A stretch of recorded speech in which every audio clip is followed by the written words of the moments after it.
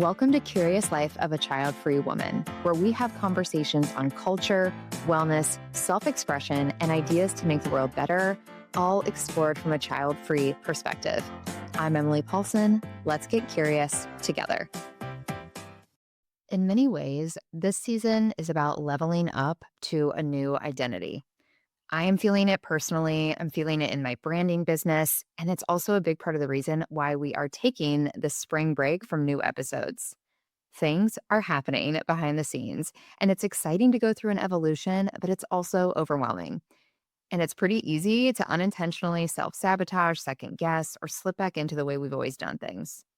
Thank goodness we have Olivia Marie to help us avoid that. Liv is a doctor of psychology with deep expertise in nervous system regulation, business energetics, and wealth expansion. I re-listen to our episode anytime I need a tactical boost on how to hold the abundance I am always begging for. And I've never heard anyone else explain this stuff so clearly. So sit back, relax, and enjoy my conversation with Olivia. Let's dive into it. I hear the phrase nervous system regulation or like nervous system stimulation. I feel like these are floating around in the culture a little bit, but I don't think most of us know what it means. So, can you just start by explaining what is our nervous system? Your nervous system runs throughout your entire body. So from the top of your head down to the toes, right? We have a brain, we have a spinal cord, we've got nerves that come off. Like we're all familiar with that. But your nervous system is really the most primal part of you. It is the part through which you run everything through, which is why it's so important because that's the part that is going to override anything. It's going to override any kind of creative thinking. It's going to override even digestion. It can override everything because it's how your body is wired to behave and interact with the environment. Right. So it's that part that if you were to see a snake or a lion in the wild, it would signal danger. It's that part that says, this is relaxing. We have nothing to worry about. So think about it like its first entry point to how you view, perceive, and interact with the world that then governs everything else you think, but also how your body responds, how your mind responds. And as a downstream effect, the actions you do or do not take. Okay, that's helpful. So, it's almost like the thing that is triggered first is the nervous system. And then, however it responds, it triggers, it's like a domino effect of all the other systems in our body. Is that right? Exactly. Like anything you smell, see, taste, touch, right? We're always consuming information, what we can see online, like all of that. It's like that first filter, that first barrier that tells us whether to react, to respond, whether we're safe, whether we're not safe. Like everything kind of just goes through first that like nervous system filter and it tells everything how to respond. It tells your heart to beat, it tells your stomach to pump, it tells everything. It tells your bowels to go to the bathroom. Like it's the fundamental core thing that runs everything in your life. Okay. This is so eye-opening to me already because it's crazy. Like, just some things you mentioned there, right? Like digestion, heartbeat, maybe even sweating. I don't know, like, let alone like overthinking and anxiety and overwhelm, the mental feelings that we experience. When those things happen, I feel like we get really granular just to that thing, like, oh, I'm feeling really anxious. Like, I never think of it in connection to an overall system that is responding to something and then causing those symptoms. Well, that's why, right? If you're anxious or you're scared, your heart rate increases, your palms get sweaty. You're not sitting there being like telling your heart to increase. No, it's a natural byproduct because your nervous system is perceiving we have something to be nervous about or anxious about. So it has that like downstream effects. You can even see like symptom wise, oh, yeah, when I'm anxious, it does this. When I'm sad, like it causes tear ducts to swell and tears come out. Like, oh, I can see how my nervous system perceives something, my palms, my chest, that pit in my stomach, right? Even we think about nervous system and that intuition or that gut feeling.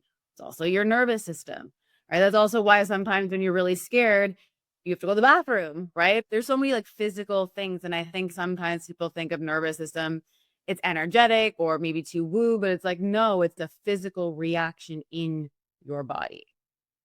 Amazing. Okay. I'm thinking of all the things that I do, like how I react. Like you said, yeah, when you're scared, you have to go to the bathroom. When I'm super anxious, I can't go to the bathroom. It's like something. Like clenching up, right? Like everything just clenches in your body. Yeah.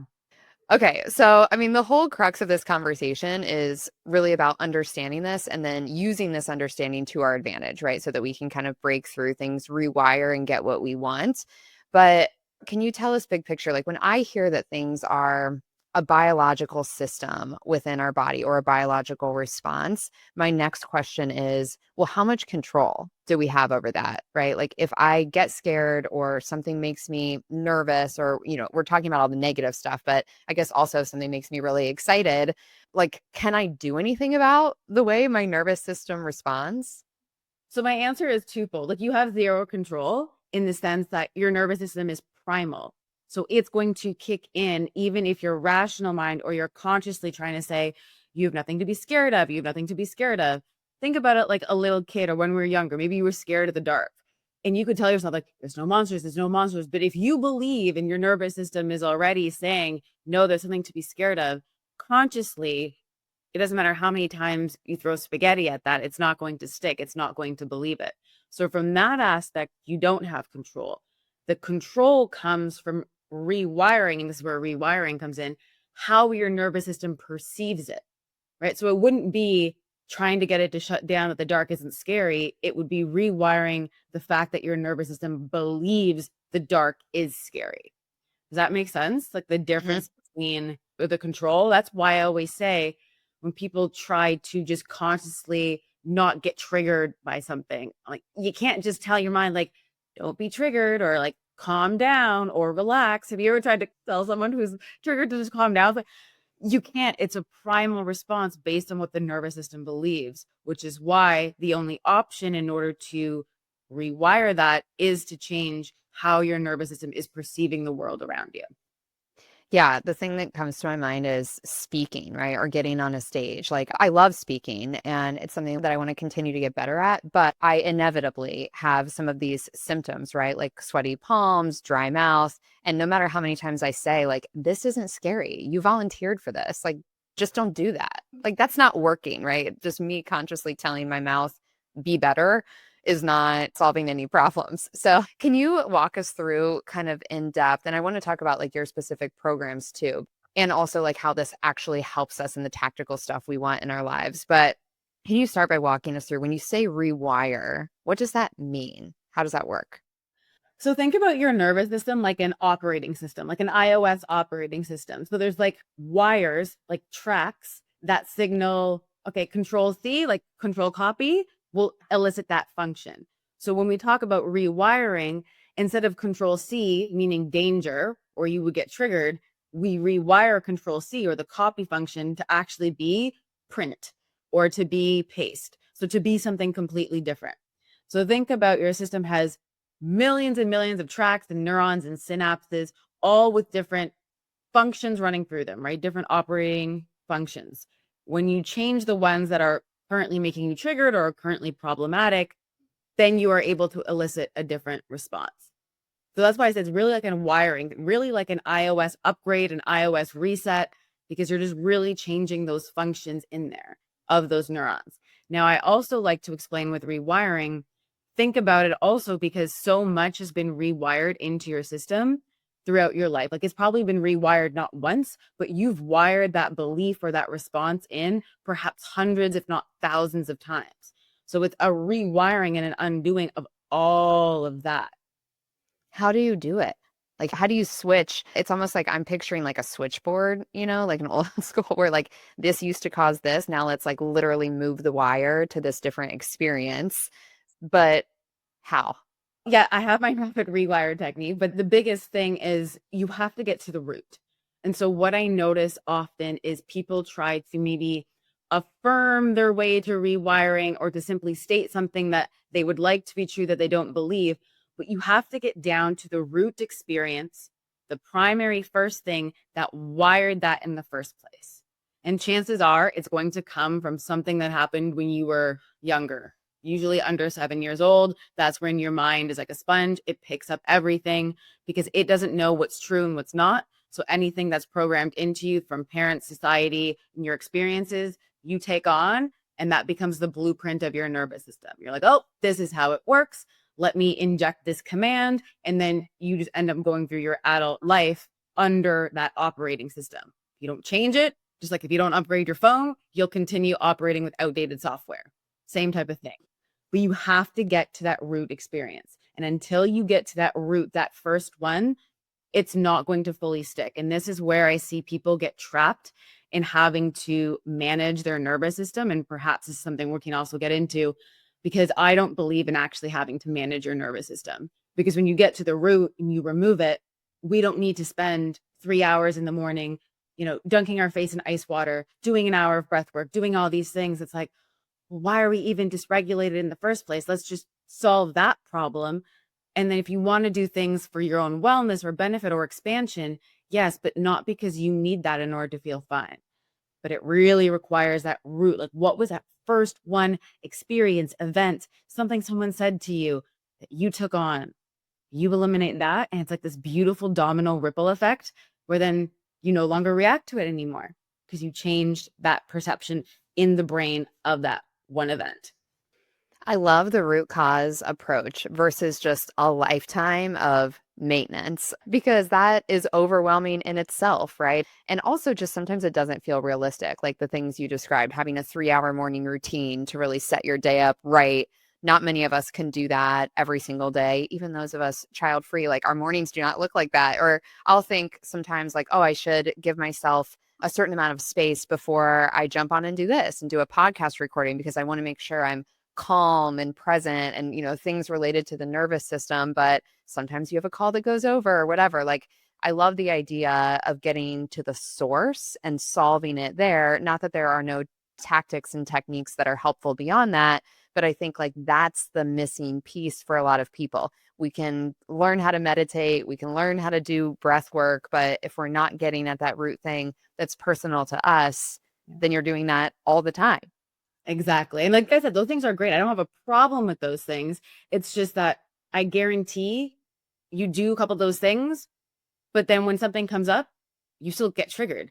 All right, I'm triggered again. Got to go back. Let's put my face in ice water. Let's do some breath work. All right, get triggered again and do it again. And I'm like, this sounds like an exhausting cycle of constantly having to still be triggered and then bring yourself back. And, we talked about your nervous system. You basically operate in what is called a window of tolerance, right? So the window of tolerance is you don't want to be above where you're hyper, right? And you don't want to be below where you're hypo, where your nervous system crashes. And that's where we get things like chronic fatigue and exhaustion. Why not just exist in this window of tolerance versus having to get dysregulated? I need to pull all these tools out of my toolkit, normal again. All right, get dysregulated. Like that up and down is also just exhausting for your system, which is why I'm so passionate about like get to the root, like yank the full weed out. Don't just cut the weed at the top so the weed doesn't grow back. You don't get triggered again. It's like, oh, we can now move on with our lives and have like impact and do what we want to do and just live life and have joy and have all the deliciousness and everything. To me also experiences differently when you're more regulated. Food tastes differently. The way you show up is different. Like, there's that trend with reels. I think there's like a bird calling of like, oh, this is my mind, on this. It's like, yeah, when you're regulated, your mind isn't going 50 times a minute. So it just really just changes your experience of life also when you get down to that root. How do we know if we are in that proper zone of tolerance or like what is normal, right? Like if somebody is listening and they're like, well, I have been really tired for like 6 months, like, am I below? Am I in chronic fatigue? Or like, yeah, I do feel like I'm overwhelmed and sinking a million miles a minute, a huge portion of my days. Like, does that mean I'm above the zone? How do we know if we're dysregulated? What does that look and feel like? I mean, you basically touched on the high points of that when you just said it, but notice how exhausted, but also notice how reactive you are.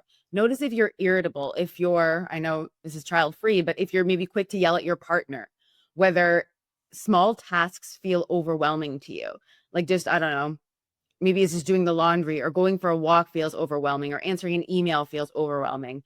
Or it just feels like you need to zone out, right? You need to disassociate. You need to numb out at the end of the day by just zoning out on Netflix. And that's what you do every night is just like you numb out. Maybe you also need a glass of wine and that's all you do because you need to quote unquote decompress. It can be up where you're like having trouble sleeping also, where you're not waking up rested, where you're kind of in the high state, but also the low in terms of numb out, disconnection, disassociated, not really any kind of energy, always feeling kind of flat. and then the little overwhelms, right? So crying over spilt milk. It's like something small happens, like you drop something and you either panic, right? And so we get panic attacks, anxiety, or like you're crying because the milk spilt and what's going to happen? Oh my God. It kind of gets to you a bit more. So you'll kind of notice these little ways that things are getting to you and you're living in that reactive state. And you'll probably feel it somatically in your body, right? You feel the rush through your nervous system. You feel the pit in your stomach. You feel the heart rate increase. You're living maybe also with worry, right? You always feel on edge, like you're walking on eggshells or you're waiting for a shoe to drop, or you're very hyper aware of how people are going to react to you. What is Susie going to think? How is Karen going to respond? It's like you're tiptoeing to make sure you don't make anyone upset or make anyone angry, right? You're a people pleaser.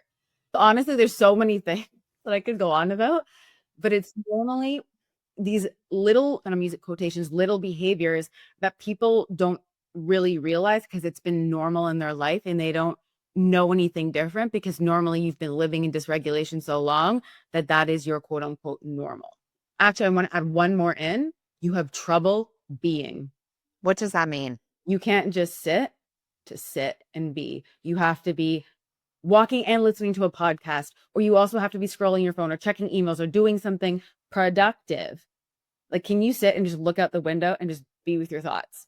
Or can you go for a walk just to go for a walk and not also have a podcast on and this on to always be learning? Or it's the inability to slow down because your nervous system is so used to the chaos that when you slow down, you actually don't feel safe. You're like, oh my God, this is actually too overwhelming to sit and be. You need some kind of stimulation because the stimulation is actually addictive for you at that point. I feel convicted. Okay, I will say I'm in a slightly better place with this, but there was an era of my life, like friends who listen to this are going to be like, that was you. Like there was an era where seriously, I could not, like the thought of just sitting, what you said, just being, it doesn't matter if we're at like an event, a party, if we're just like sitting and relaxing or spa time. Like I could not stand being in a spa because it was so much just sitting with no plan, no devices, no nothing. And I just could not handle it. Like I needed to walk and get steps. I needed to go like get something done, start a conversation with somebody. Like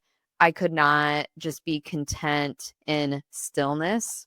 And I'm still working on it because I think part of the problem, like whether we call it hustle culture or whatever, like the productivity hamster wheel, I feel like we've been conditioned that we need to be doing so much. So it's not like I want to be, intellectually, I don't want to be doing 25 things in the amount of time where really I could get 15 things done comfortably.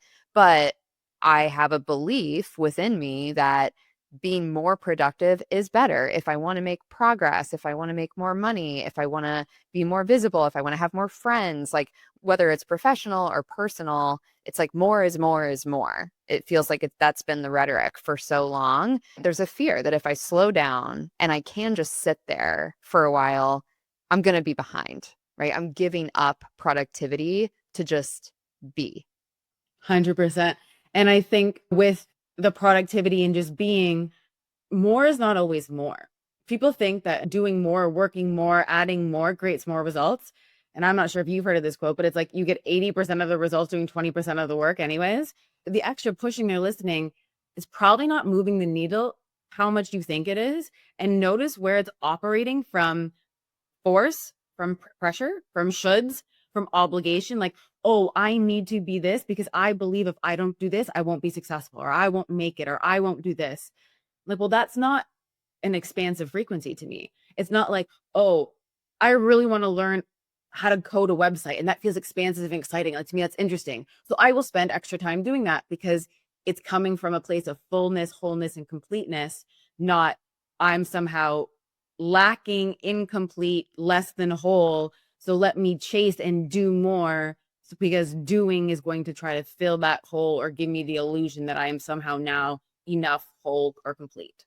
Okay, that is helpful because it's hard to decide, like, what are we doing with our time, right? Maybe this is a good time to get into your rich and regulated framework because I love that you have that title. If it was just like calm and regulated, I would be like, no, I don't want to be calm. Rich and regulated, that makes me feel like I'm going to be prosperous. And rich can mean so many things, right? Everybody listening has different goals. Like, what is rich? It's time richness, money richness, like social relationships, social health, wealth, physical health. Like, there's so many ways we can feel rich in this world.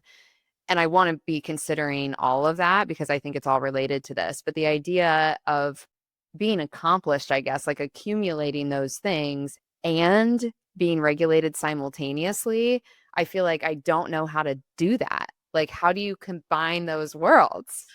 And yeah, like what you said, when I say rich and regulated, I truly mean rich in every sense of the word. Like, yes, your bank account to give you like the freedom to do whatever you want to do and live how you ever want to live, but it's also the aliveness and the relationships and the health and, you know, how you feel within yourself and the fulfillment and the love and the bliss. Like, to me, it's truly all the things and giving someone the freedom for whatever the richness looks like to them.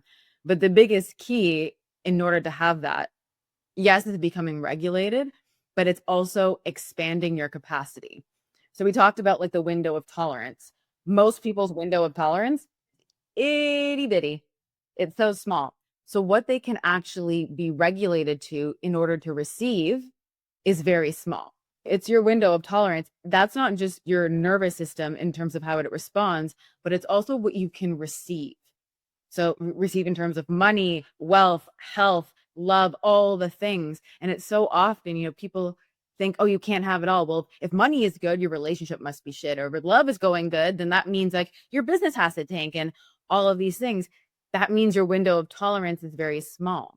So in order to be rich and regulated, we actually need to expand your nervous system by expanding that window of tolerance so that you can hold more, that it doesn't feel like holding. It doesn't feel like effort, right? It's like if you were to pick up a 1 pound weight, you probably wouldn't really notice, but it might feel heavy at first. So we kind of like train or expand your system to be able to hold more without it feeling like folding. And that is how you become the woman who can have it all, hold it all, receive it all. This is amazing. Just like side note from me to you. Oh my gosh. There's so much power in this work. I love this idea of expansion because I guess these things are resonating with me because I want this in my personal life, right? Obviously, like I need help. And yeah, I saw a quote, two quotes recently that resonated. Like one said, you don't have to be the one to do it all, but you have to be the one to hold it all. And that was kind of from a leadership perspective. And then I also saw something that said, like, true growth is holding the next level of success without self-sabotage. And that really struck me because I think we invest so much time, like back to this idea of productivity and achievement. We spend a lot of time thinking about our goals and the stuff that we want, like vision board exercises, manifesting, planning, like strategic goal setting professionally and personally, New Year's resolutions. There's a lot of rhetoric out there around like get really clear on what you want. And then we get really frustrated when we're not getting it or it's taking longer than we want it to, but it sounds like that is a symptom, like that's a reality that's happening because we're actually not ready, even though logically we think we are. Like we're like, no, no, no, like send me my dream husband now, send me $1 million now, I swear I can take it. But it's like that disconnect between our intellectual mind and our physical self. Well, it's that subconscious mind, right? Consciously, you're like, yeah, I would have $1 million and the love of my life and fly around the world and do all these things. But subconsciously, your nervous system has all these beliefs of, well, like, what is more money going to mean? How is that going to change my relationships? How are people going to perceive me? What kind of responsibility comes with managing that kind of money? All of these things that dictate your capacity. And like we said in the beginning of this episode, it's a primal response. So it doesn't matter consciously, like, yeah, I want it. The subconscious is like, no, that'd be dangerous. Our marriage might fall to pieces if we start making, more than our husbands, and how would they perceive us? That's a big one for women.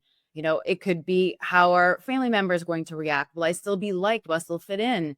As a woman, we are very tribal, community based. If you believe you're going to be outed of the tribe, if you make a lot of money, well, then your nervous system is not going to allow the money in, because primally you value community and tribe. That will always trump what you consciously want. So this is what I mean by like that primal response is so important because it overrides everything. And so when we talk about expanding your system, I always give the analogy of like, maybe you're a size tall at a Starbucks right now. So you can only take so much in your cup. So even if more were to come in, more money, more love, more opportunities, more impact, more visibility, if that cup overflows, even if it's good things, your nervous system is going to be like danger. It's going to go on alert. It's going to be like, no, we are at capacity. We are tapped. When you expand it to a venti, all of that can come in because you have more space. And when you do that preventatively, and you do that before your nervous system is dysregulated, you expand your capacity to hold more. That's when you start to expand at a rapid pace. That's when you have no limits. It's because the container just gets bigger and bigger and bigger, and there's so much room for more to pour in, you don't even feel it. And you don't have all of these subconscious things saying, you're in danger, you'll be outcasted, no one's going to love you, so and so is going to leave you, they're going to hate you. And all those things could happen. It's not like those things may or may not happen. They may, but it's about your system no longer is afraid of those things happening. Okay, I know part of this is the magic of working with you, and this is what you support people with all the time. But for everyone listening who's like, oh, crap, like I'm such a tall and I want to go to a venti. Like I know that I'm like at capacity and yeah, there's probably some subconscious stuff in there and like some things are coming to mind, but there's also probably some stuff that, I don't see, right? Like I think sometimes we just can't see it. Like if you say, are you ready for the love of your life? And the person's like, yes, of course, I've been dating, I'm doing everything to try to find him. Like sometimes it's hard for us to be in touch with what are those things that we're actually worried about happening if we get this thing that we desire. So for those of us listening, what can we do to start to expand, to go from that tall to a venti?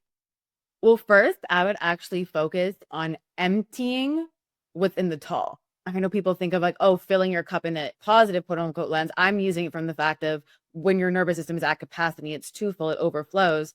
Instead of focusing on the tall is full, how do I create a little bit more room in the venti? Why don't we empty what's in the tall and then expand, right? So if we empty what's making you at capacity now, you'll get a lot of capacity much faster. And then when you expand to a venti, you have all 20 ounces versus a full tall to the venti. What is that? Maybe like 5 or 6 ounce difference, right? Like in terms of math, you have so much more. So in terms of what's filling your tall, it's like, all right, what is making you at capacity right now? What in your life, personally, professionally, is driving you at capacity, and looking at those things and solving those holes so that you have a lot more space in your nervous system. Okay, I'm thinking of examples for myself, like things that push us to capacity. What if there are things that it feels like you can't eliminate? Like, let's say you have a toxic relationship with a boss, but you're not going to leave that job, or something that it feels like, this is the thing that's causing me overwhelm or like pushing my nervous system to the brink, but it doesn't feel like something I can walk away from. Then what do we do? I'm going to really like call everything forward in what you just said, because I'm like, oh, there's so much I have to say. So that's an absolute, let's use that toxic work example.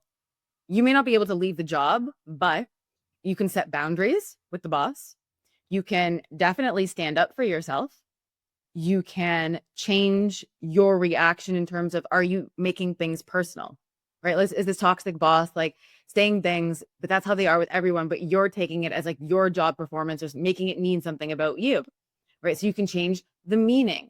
So in all situations, there is something you can do, even if it's not this extreme of, I can't quit my job tomorrow. It's like, well, what boundaries have you set?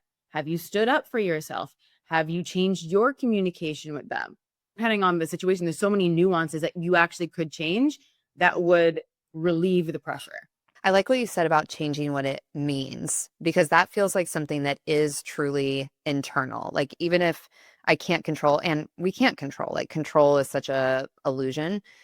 If we can't control what other people are going to say to us or how they're going to react to us when we, are out there living our lives, interacting with people, we can change what it means to us and like how much weight that holds. Yeah. Because you always have control over your reactivity or non-reactivity. And so that example honestly reminds me of like the clients I work with. I have agencies and they're working with clients who are very dysregulated or demanding or just plain rude. And we work on, from their perspective, holding that boundary and that line in terms of okay, well, I'm not available during these hours. If someone's saying like, I don't know, 4:55 on Friday and you're ending at 5, it's like, well, we need you to do this. It's like, well, no, like this is a time frame. Like, it's also having boundaries around that versus, going into that urgency and matching their dysregulation or their reactivity with yours. It's like, oh, can I have the boundaries of, well, these are my work hours, right? These are the hours I work. I don't work on weekends. I don't take calls on this time. Or, there's whatever needs to be set in place in order for that to happen. Instead of putting the focus on somebody else and it's like, well, they're toxic, they're bad, they're wrong. It's like, all right, can we take responsibility for how we are responding? Perhaps we need more standards. Perhaps we need more boundaries. Perhaps we do need to stand up for ourselves. Perhaps that toxic person is speaking to us in that way because we haven't had a standard of how we want to be communicated with. That makes me think that sometimes the standards we need to set are even within ourselves. Like what you just said is such a great example of how we can deal with, other people and the way that we interact. But sometimes it's sort of you against you. And, you're the one, or I'll say me, like I'm the one who says, like, oh, I'm at capacity. And then I take on another client. Or I say, oh, I know that I feel amazing when I get up in the morning, then I walk to the gym, and then I skip it because I'm sort of breaking my own boundaries with myself. Like, does that come up a lot with your clients? All the time. Like a standard work is probably a lot, and feeling safe in those standards, right? Because the reason you don't set the boundaries, you don't set the standards is probably because you think you're going to upset someone, you're worried about pissing someone off, you're worried about, I don't know, not liking you, or you're worried about their reaction. Like there's underlying fears behind why you're not setting those standards, but so much of it is what you just said, both like in examples like the gym, examples with clients, examples with like whoever you have to deal with in your work situation, bosses, people above you, below you, doesn't matter. It's so much of that. You don't realize how much all these little things start to fill that tall cup, right? And so when you stop doing these things, your capacity just grows and grows and grows because you're no longer constantly filling it with these boundaries that actually you have complete control over and the standards that you have complete control over. And then this is where people get into blame, where like, it's my mom's fault, it's my sister's fault, it's their fault. I'm like, if you set the boundary and you didn't hold it, it's your fault. With so much love, I'm sorry, it's your fault. Let's unpack why you didn't feel safe to hold it, but like, let's also take responsibility of you actually have so much more power. And so this is not like a conversation to shame anyone. This is for me to empower you that, oh, you actually have so much more power than I think you realize or you're giving yourself credit for.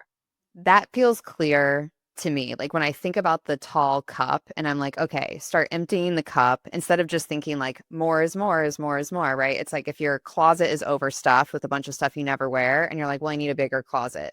No, like go through the closet, get rid of the stuff that doesn't fit, that doesn't make you feel good, right? Start there.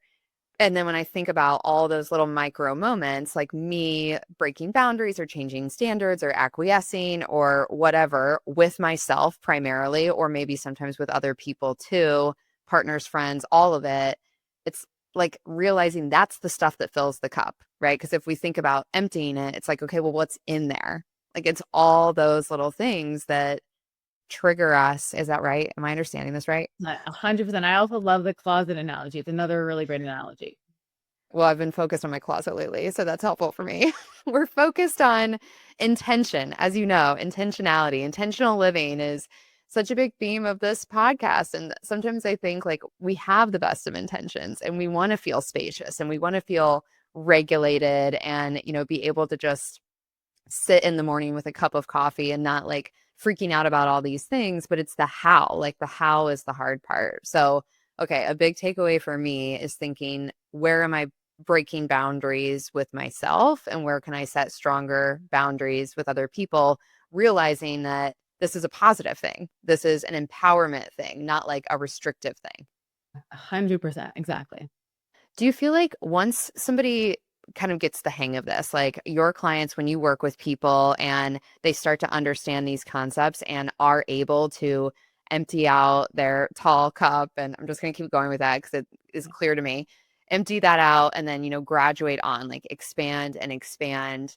You've said that sometimes what holds us back from that is this fear of how we're going to be perceived by other people. Do you feel like actually when you are regulated and you do protect that stuff for yourself, you're more magnetic to people? You're more magnetic to the right people. So there's like the duality. Like if we think even about celebrities, right? Let's use Taylor Swift. I'm not a huge Swiftie fan, but there are people who are like die hard like Taylor Swift, ride or die, like will come after you if you said anything about Taylor Swift. And on the opposite side, there are people who like have such hate for her and trolls. Like it's really the duality of both. So you become more magnetic to the right people, but you also will trigger and really not be for the people you're not for. So like you have to be willing to have, and this is what I mean by holding it all. Oh, you want the praise, the validation, the recognition, all that. Can you hold both? So you can't have one side of a stick and not the other. That's really interesting. Not that we should be doing this in service of other people necessarily, but it's part of our human nature, right? To think about that, I think to an extent. And I feel like when I witness somebody, I've never thought like, ooh, that woman over there looks like her nervous system is super regulated. Like I haven't put it in those terms. But when I witness somebody who feels really in their power, and they do set boundaries and standards, it makes me want to rise to the occasion.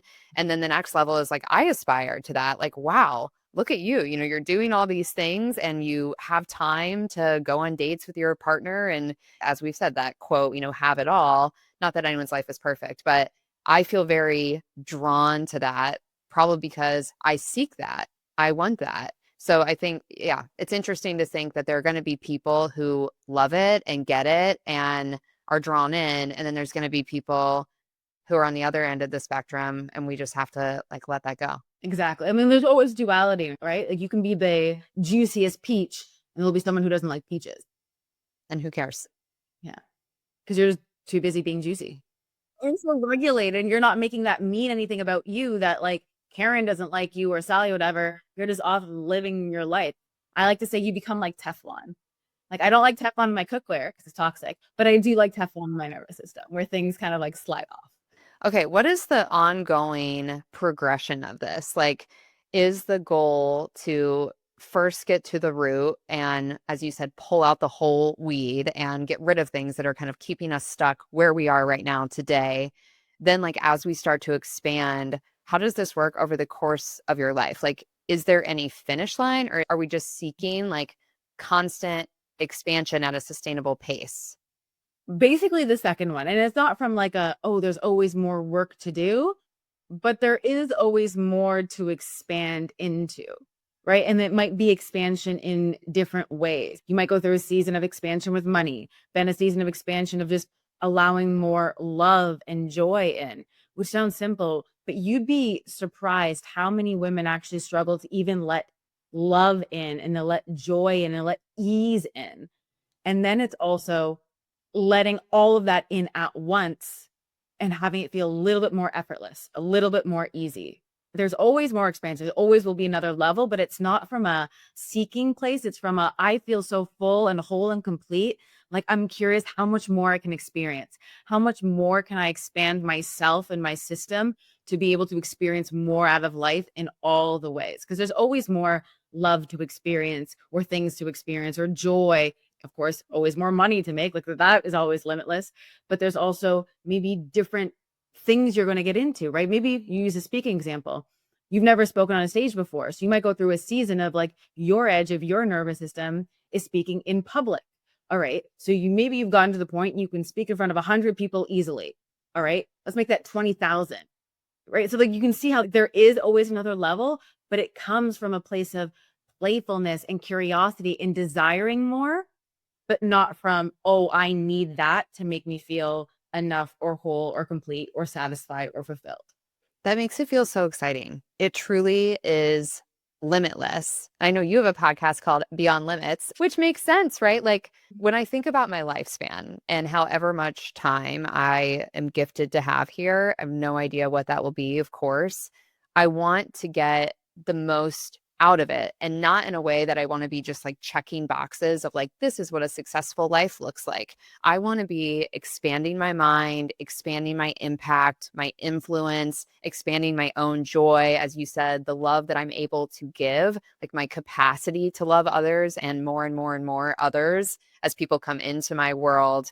And it's really exciting to me to think that doing this work is the catalyst to allowing me to do that. It's not just like, I have to get better at working harder and managing my time to, continue to expand.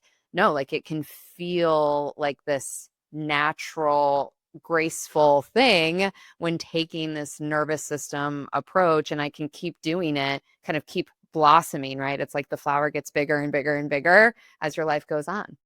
And with that, right, the more you expand, also the more impact you can have, the more you can do. So whether like you desire like a global impact and a big thing, and that for you is something where you're forward facing and in the public eye, or it's even just the impact you have on your family, the people you interact with, your loved ones, whatever you desire capacity for, when you live in an expanded state and your system is larger, you actually have more to give. And so for so many women, like they want to be giving, they want to be giving. And so they end up at a nervous system capacity because they have been over giving. They have been people pleasing. And it's like, well, no, when you do this, you have more to give, but it's from overflow. Like you were just living in this constant state of overflow, overflow, overflow, where it's spilling out of you and it's not at a cost to you, right? You're not burning yourself at the cost of helping someone or being there for someone or supporting someone or the impact you want to have in the world. Doesn't matter what you're doing. You just have more to give. So I also just really believe in it because we'll all have more to give into the world if we all just expanded in our systems. This feels like it's backtracking, but you mentioned this, so I have to ask this because I just wonder if this is a societal thing. When you were talking about like letting love in and how it's surprising, like to let in more love and joy, that's a struggle for a lot of women. Is letting ease in a problem for women? Like, do we have a hard time accepting something being easy? I mean, I think society in general, but especially women, have so much trouble letting things be easy. It's like, it must be hard. It must be a struggle. And honestly, I just think it comes from, I mean, depending on how you grew up in your families, but a lot of us, like, mom and dad worked, like, they probably worked hard. They programmed into you that work hard, go to school, do this, go, go, go. And then maybe you can enjoy your life when you're 70. Right. So it's very just like programmed, I think, unfortunately, into us as a generation. Ease is something that it almost feels like the guilt and the shame that comes up with ease. So it's not even just like receiving more and experiencing more, it's how easy it feels, especially when it comes to success and money. It's one thing to expand your system to hold more money. Then I always have to work with people of the guilt of like, oh, I didn't realize it could be this easy to make $150,000 in a month. Oh, am I doing something wrong? Am I bad? Especially because we are loving, caring women. So we look at other people and we're like, well, so and so is struggling. How can I make this much money and it be this easy for me? But they're experiencing hardship, or they're a single mom and they're struggling to make ends meet. And so you're right. Like there is this deconditioning that needs to happen that I find really comes back to, well, the easier it is for you, also the more impact you can have with your money in the way you desire to and how you desire to either support people or donate here or whatever you want to do with it. To me, that becomes then a channel of, well, of course, the easier I can do it, the easier I can help other people. Yeah, if we can see it as the easier it is to get the money, the more energy we have to use the money in the way that we can feel really proud of to sort of counteract that guilt. I like that, but I also totally get it. I don't know, like I think there's something in me where if something's easy, I feel like I'm being lazy. Yet like so many of the examples you said there, I feel like the idea if something comes easy, then you don't really deserve it. Like that just feels so part of us. And imagine what we could accomplish, not just what we could get, but what we could accomplish, like the ripple effect, because we would have the time and energy and capacity if we just allowed that to be. Like if, we just embraced that things coming easy, whatever the topic, that was a good thing. And like celebrate that as a win, not like, how do I self-sabotage this to make it really hard so that I feel like I earned it? 100%. It's like really such a mass conditioning. And I even think about like the ease in a granular way just to get, something that people can do from this episode to let things be more easy. See if you can play with it in a way that doesn't feel like it's heavy or has strings attached. And what I mean by that is like, I'll play tennis and I'll be like, tennis is so easy. I believe tennis is so easy.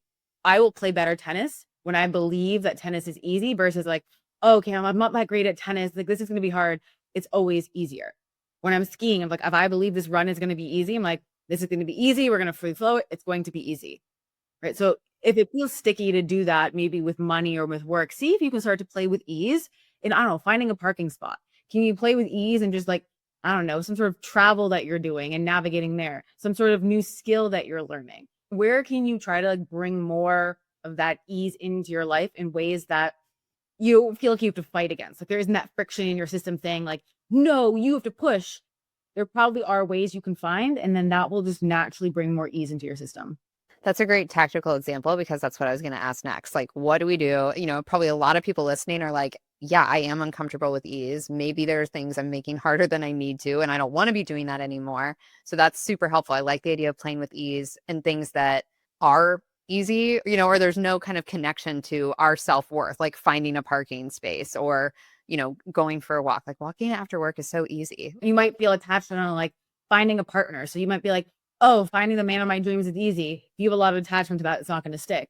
But getting ready for the date might be really easy. Looking hot as hell might be easy, right? Like that's something you're like, oh yeah, I could do that. Like that's easy. Okay, what else for those listening who they're like, okay, I know I have some work to do on this. And of course, like I want you to share all the places where you are at the end of this conversation so we can connect with you directly. But what is something like this weekend that people listening can try to embrace? I really like that finding ease. I'm going to do that. Let's all do that. What is something else that's kind of a good first step to just embracing this idea of nervous system regulation? Okay, I really like what we talked already about the tall cup. So I'm going to bring a last, like a new little thing in there. Can you start to challenge where you've created limitations in your life? And just start to get curious and ask why, right? Oh, I have to go to this family event. Why? In the nervous system example, maybe you're at capacity, you're tired, you don't have to go. Why do you have to go? Right? Is it guilt, shame, whatever? Oh, the business has to look like this. Why? I have to do it this way. Why? Like get curious and you'll start to really see where you've placed limitations on yourself that are making your cup smaller. And again, with just curiosity, with discovery, like why? And you start to challenge that, you will be shocked at how you're unconsciously operating in this smaller structure, right? In this smaller cup, in this tall, by placing these limitations that only exist because you believe that they must. I can't wait to do that. I love doing this with my clients. Like, but I have to do this. I'm like, why? Well, because I have to. According to boom, in the beginning, you were asking like, oh, how do we become aware of these things? This will also, circling back to the beginning is about help you do that because you're going to start to challenge where all these beliefs kind of came from. Those societal norms run so deep within us. Like it is amazing. And I love like just asking why with curiosity because we don't know they're there. Like most of the time, it's just, yeah, I have to do this. I have to get up early and do this. I have to go to bed at this time. I have like so many micro things in our daily routine and major things. That's obviously a huge purpose of this podcast to kind of hit pause and think, okay, with the decision to have children, do we want it? Do we have to do it? Like, where is the conditioning here? And where is our intuition and our authentic voice and the life that we really want to live? So much conversation here about rewriting the narrative that we have inherited and really thinking intentionally about what is going to be right for us. So, as a final question to you, working with all the people that you have worked with and kind of seeing where people get stuck and where they get challenged. And I know your mission to help us move through all of this and really embrace our own individual expansion. What is one societal expectation that you would love to help women let go of? Nothing is normal. Let go of what you deem normal. Because normalization is really just a byproduct of who you surround yourself with. For you, it might be normal to make, I don't know, 100K a year. You think that's normal. And then you get woken up to the fact that like, oh, your new normal could be a 500 or a million or 10 million or whatever it is. Oh, it's normal to feel tired all the time. It's normal to feel, I don't know, bloated all the time. It's normal to be in a loveless marriage. It's normal to have children. Like, challenge the normal. Redefine like what's normal. There's no such thing as normal. It is only what you choose to normalize for yourself. Powerful. No more normal. Let's get weird. Who wants normal? I'm not here for normal. I want extraordinary. I want like effervescent. I want heart expanding. I want it all. I don't want normal. Not normal. Like, no. Normal is boring. Normal's boring. And again, like normal's gonna look different to everyone. Or like what you want to normalize. So I'm gonna add in a little caveat, like giving yourself permission on the back end of that for what you want to normalize for yourself. Right? Because that permission piece of normalizing is going to be huge as well. So powerful. Liv, for everyone listening who is just as obsessed with you as I am and wants to continue to learn from you and connect with you, where is the best place to find you and tell the people what you have going on? The best place is going to be Instagram. So I'm just at Keep Up with Liv. And I also have my Beyond Limits podcast where I dive into more of all of these things as well. I have so many like riffs on there that are going to be so helpful for everybody. And honestly, I always say, just come over to Instagram. You can always send me a DM. Let me know what you're going through, what's going on for you, and I can point you in the right direction, because there is truly something at every level and something for everyone, depending on where your nervous system is, where you feel kind of capped, what you want to normalize, and then we can always find the best spot for you. Perfect. Thank you so much for coming and sharing this with us. I hope everybody listening feels like there's something tactical that we can all do together moving forward. I am doing all of this. I'm going to picture my life as a Starbucks cup forever now. So thank you so much for sharing your wisdom. Thank you so much for having me. It was my pleasure. If this conversation resonated with you, follow the show and leave a review so more cool child-free people can find us. I love meeting listeners, so also find me on Instagram at Curious Life of a Child-Free Woman, and let's keep the conversation going. It's not about comparison, it's about possibility.